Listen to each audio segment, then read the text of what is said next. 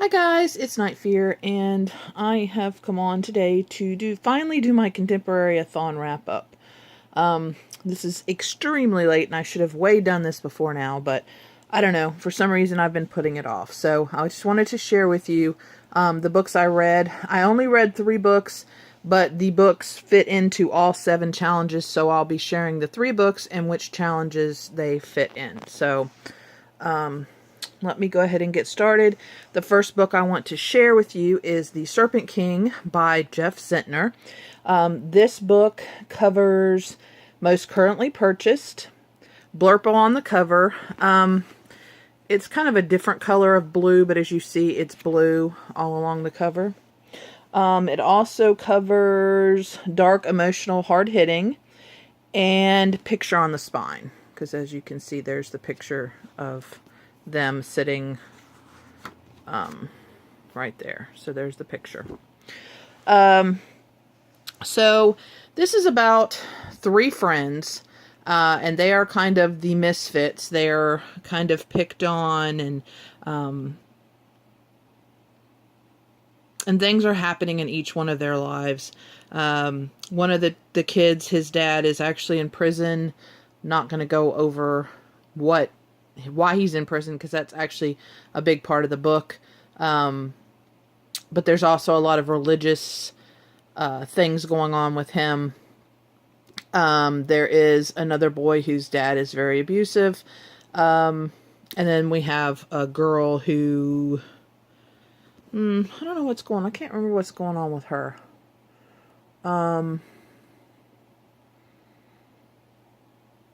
Oh, she's kind of wanting to escape the small town, and then she's kind of focused on that and really nothing else. So, but anyway, this is the story of those 3 friends, their friendship, and things that happen. I can't tell you any more than that because that'll be spoilers, but I cried so much in this book, especially in certain parts towards the end of the book. And enjoyed this book so much. I did give it 5 stars, and I would highly recommend that you read this.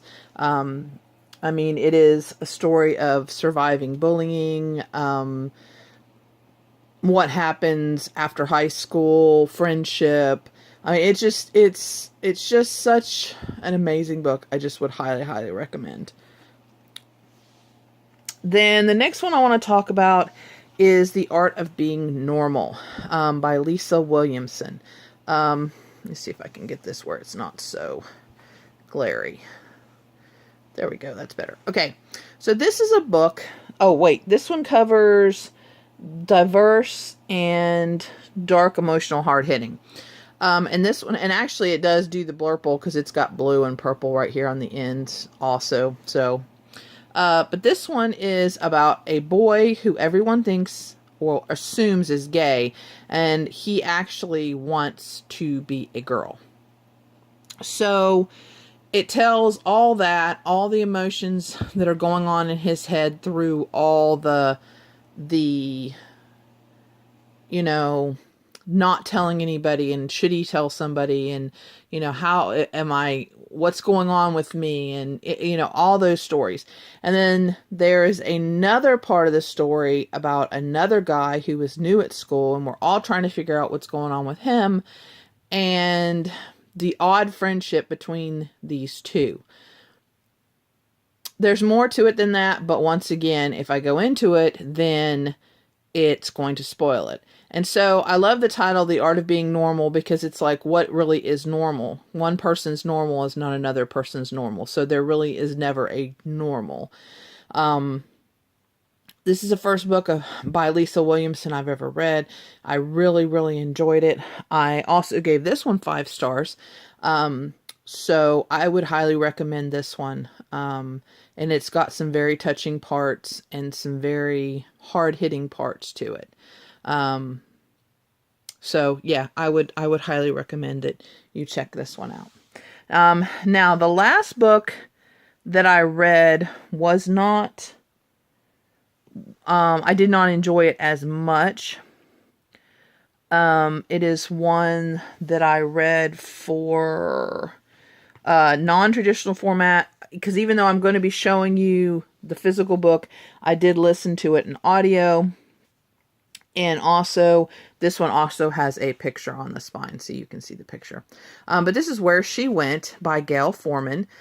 This is actually the sequel to If I Stay.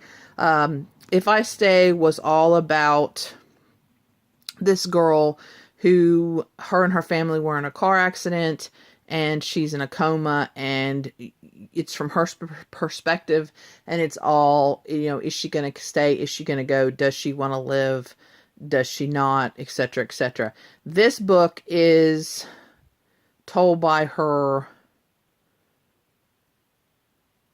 Okay, let's see. How do I put this?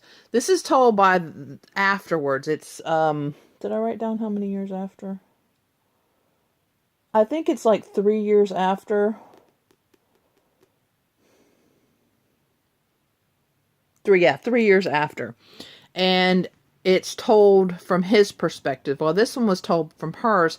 This one is told by the guy that is trying to help her fight for her life. That he's begging her to stay. And so this one is told from his perspective, what's going on 3 years later. I gave this one 3 stars. It was okay. I don't know. I didn't enjoy it as much as If I Stay, but I mean they were okay. I mean it was okay. I mean it wasn't a bad book by any means, but it's not one that I don't think I would ever read again. I don't think.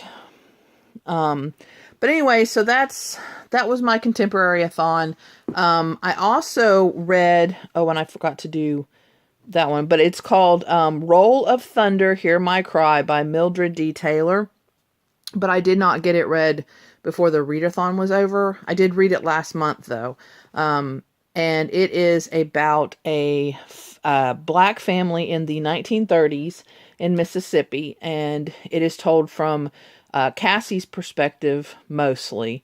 And she's a 9-year-old girl. And so it's told, all the racism, all the stuff that her family goes through, and they actually own land, which kind of makes it even worse, I guess, the way they're treated, because, how dare, at that time, how dare, they have all this land. So, I mean, it is a very interesting book. I did give it 4 stars because it was hard for me to get through at times.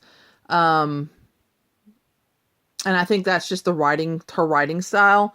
But I would highly recommend it. It does give that good perspective of what was happening at the time.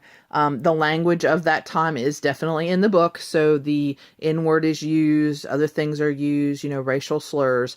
But I know some people, because she even writes, or in the audiobook after, because I was listening to the audiobook, Mildred Taylor, she actually, has some things to say, and she actually says that people, were trying to ban her book and things because of her use of language and some of the things that she put in the book. But for me, it's important that we see now, my generation and younger generations that weren't part of that or didn't grow up with that, but we see those kind of things, how we can treat other people so that we don't do it again, and that we learn from past people's mistakes. So if you don't have those things in books, how are we going to know how bad it was? How are we going to be able to say, hey, wait a minute, that was wrong. We should never do that again. Don't let that happen again. So just my opinion, take it with what you will, but I definitely would highly recommend it. So anyway, but that's my Contemporary-A-Thon wrap up. Thank you so much for watching. Please remember to always, always, always be kind to one another, and I'll see you again in my next video. Bye.